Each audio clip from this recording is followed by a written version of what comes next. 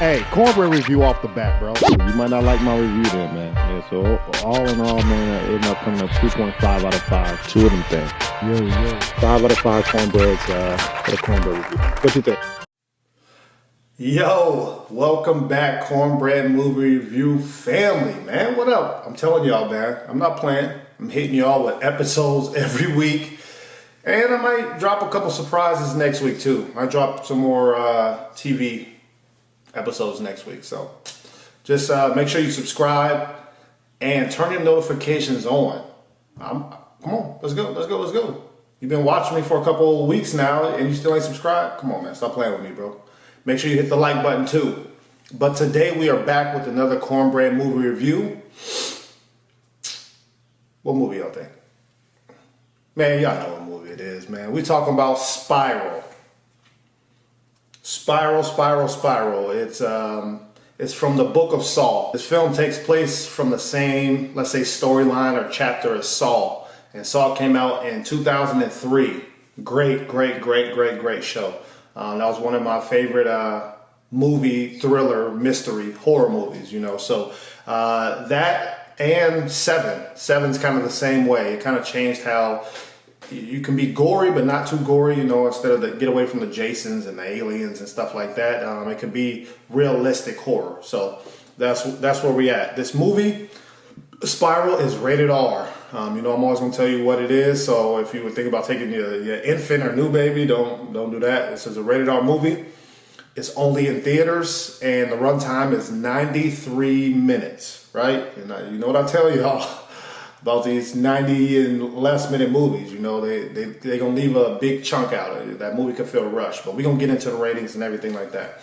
So to all y'all who know me, hey, my Cornbread Movie Reviews, you know, I put some thought into it, so it comes with 5 categories, all right? 5.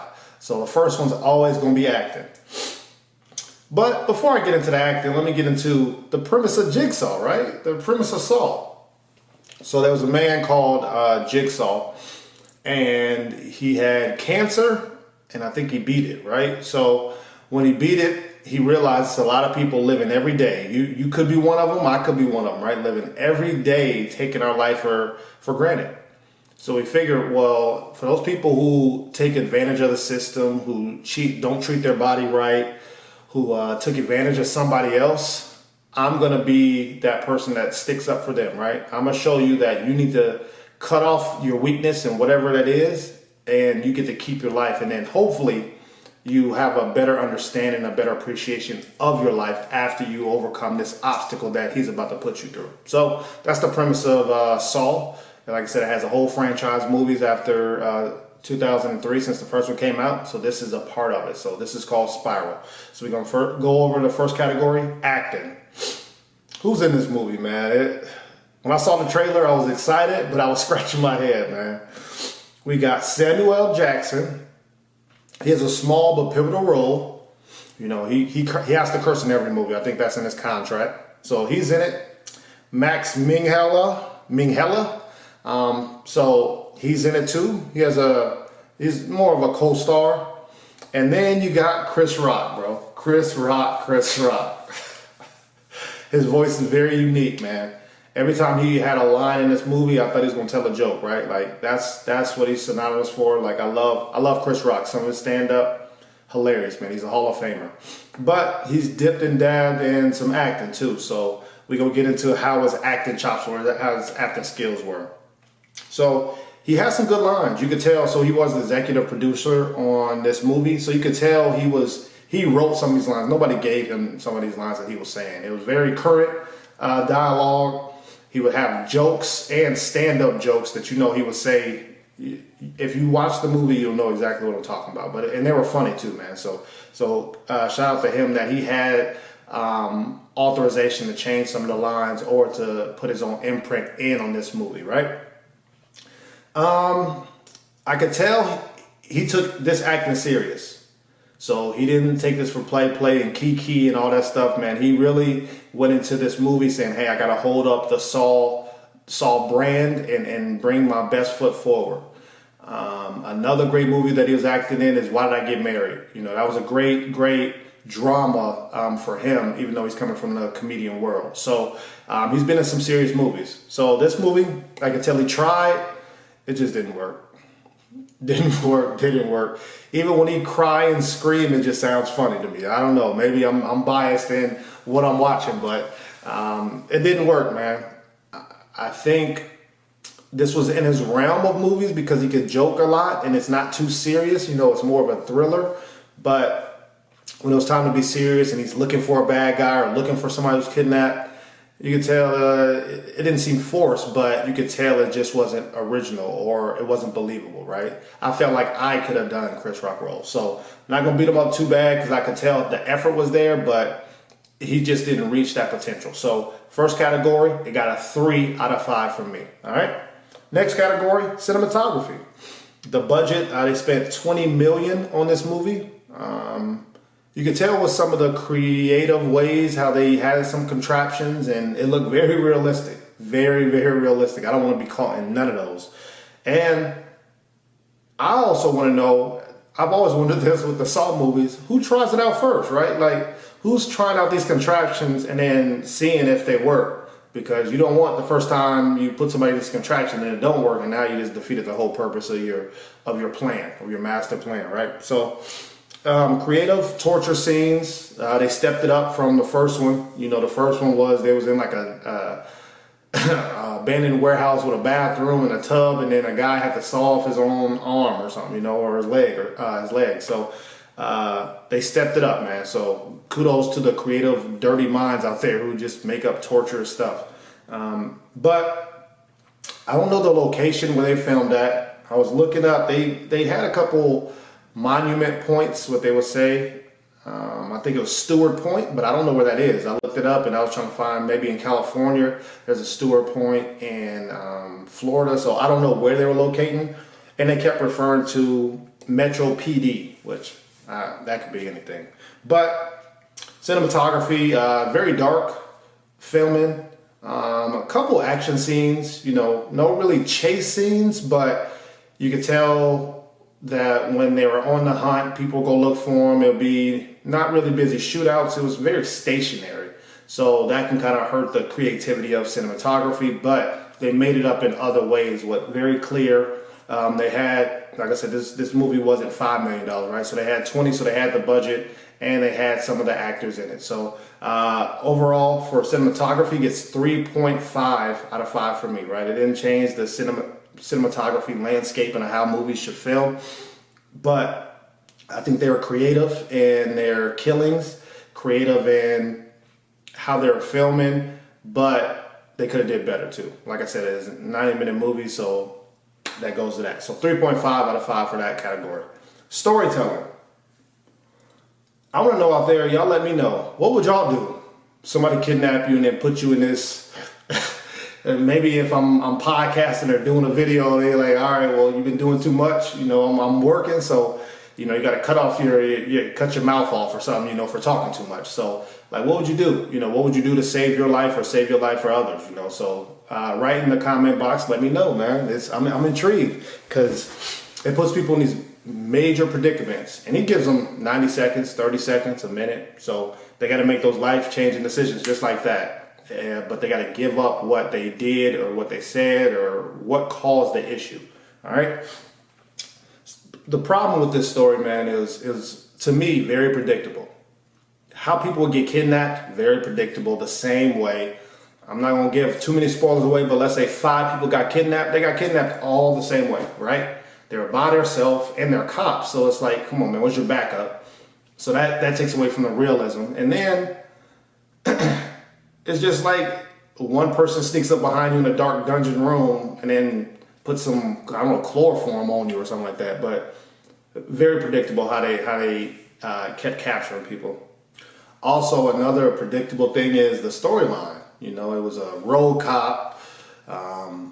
You know, people don't mess with him, and then he gets a new rookie cop, a new detective on his side, and he has to chauffeur him around and kind of show him the ropes. So we've seen that storyline plenty of times before, right? So the storytelling wasn't very unique, and they're based off of the realm of Saw. So they had a lot to play with, but the originality goes away from this movie. So that I'm gonna deduct points. Kudos to the people. Maybe it was Chris Rock who put these things in, but they had this New Jack City scene. I loved it. Very funny. And then they had the first Saw scene. Just like I said, the first one was they were in a dungeon and dude had to saw and was handcuffed to a pipe. So I'm glad they brought some of those scenes back. I'm a big fan of that. So you get points for me on that. I enjoyed they tried to give Chris Rock character some substance of some issues that he was going through with his family. Also, how he got to where he's at now, right? So they tried. Like I said, I'm not going to knock you if you try. Execution, I'm gonna take points away. You can't get a 4.55 for me, but I do give points for trying. And you can tell they tried to give some depth and character to Chris Rock's person, right? So overall, it was very mediocre to me, storytelling wise. So you get 3 out of 5 on the Cornbread review for me on storytelling. Did I get what I bought? Ladies and gentlemen, this movie is not on any streaming platforms, right? This is only in theaters. So I think a ticket was $8. If you go before the prime time hours, maybe it'd be 10, 15, depending on location where you're at. So that depends on how, if you really got what you were looking for. Me, it's Spiral. It's a extension of Saw. So Saw, I'm gonna go see it. I'm a big fan. Like I said, since 03, man, I've been hooked on the Saw series. So, I had high expectations and they halfway met them. But also be careful out there, man. Your sin and what you're doing now can come back and haunt you. That's a little tip from the movie, man. So just be careful on what you're doing out there in the real world. I really like I said, it's very modern. Saw series it's modern, up to date. It's more of a copycat Saw, Jigsaw villain. But I was always looking for that first Saw feel, right? I remember where I was when I watched it, how I felt. I was in awe. Maybe because I was younger, or maybe because it was a better movie. So unfortunately, I didn't get that from here. So did I get what I bought? Middle of the line. You get a 3 out of 5 from me on did I get what I bought. Also, is it a must see? I think this movie would have been a lot better around Halloween, which last year, obviously due to COVID, it had to be delayed. So I don't know why they didn't hold it to this Halloween, maybe because contractual, or they tried to give people money, right? Like, people need money out here. So they sped it up to now. But I think it would have been a lot better if this movie would have been around Halloween. Maybe it got more buzz. It gave you that scary, it's that Saw time feel again, right? But that didn't happen. I enjoy the franchise, and like I said, COVID is still active. So if you're vaccinated and you feel comfortable going to movie theaters, be my guest. If you're not vaccinated, like I said, it's not too many people in the movie theaters, or if there are, just pick better times and then you'll be fine. I have my mask on the whole time. So just some tips out there if you really want to see these movies, if you can't wait. So if I was you, like I said, if you're a fan of the Saw series, I would say go see it now. If you haven't seen any of the Saw movies, or if you're a fan of Chris Rock, or you're on borderline, I would say wait till this movie hits streaming services. Like I said, it's only in theaters. It's not on any of the major platforms that show new movies. So 3 out of 5 on a must-see from me. So overall, Cornbread Movie review of Spiral gets 3 out of 5.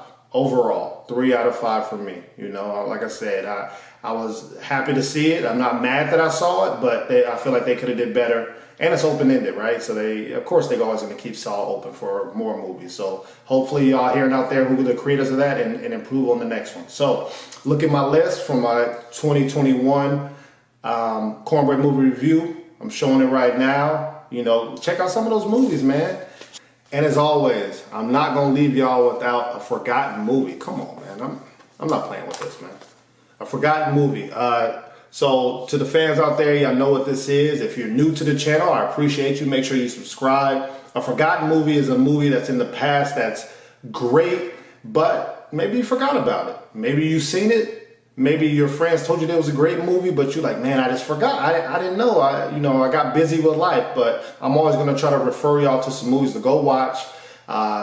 every genre of music. I mean, of movies. You know, I'm not finna shy away from comedies to thrillers to mysteries to horrors, whatever. I got some good movies that y'all need to go back and watch. So this movie is the 10-year anniversary, man. It's crazy. This movie came out 10 years ago. It seems like yesterday. It's a hilarious movie. This movie came out in 2011. Y'all know what I'm talking about? Bridesmaids. That's right. Bridesmaids, bro. This is like the female version of Hangover. Hilarious, hilarious movie. And some serious gems too on how to treat friends and how you should be treated as a friend, right? So I really enjoy this movie. It's an instant classic to me. Instant classic. Even when it comes on now on TNT and USA, I'm still gonna watch it to this day. So in this movie, you got Melissa McCarthy, you got Kristen Wiig, and you got Maya Rudolph. So make sure you check them out. Check out Bridesmaids, like I said, to represent the 10-year anniversary. Go watch that movie. Like I said, it's an instant classic, and that's hilarious. So it ain't going nowhere. Thank you again for joining me on Cornbread Movie Review. I'm not stopping. Like I said, next week coming up, I got a couple releases for you on some TV shows. So make sure you subscribe, turn the bell on, so you know every time I drop a episode, you're not missing nothing, man. Write a review, leave a like. I love y'all, and I'll holler at y'all next time. Peace.